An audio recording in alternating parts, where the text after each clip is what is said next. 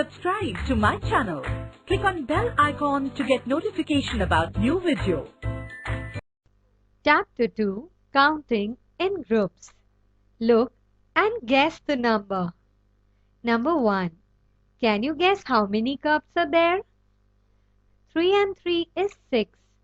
6 cups and 4 cups below.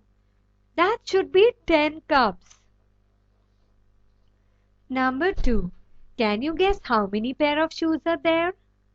Well, there are 3 lines of 3 pairs of shoes in each line. That makes it 9 pair of shoes. Look at these things and try to guess the total number without counting each thing. Number 1. See these glasses. Now here 3 glasses are there in one group and 4 such groups are there. It means there are 12 glasses.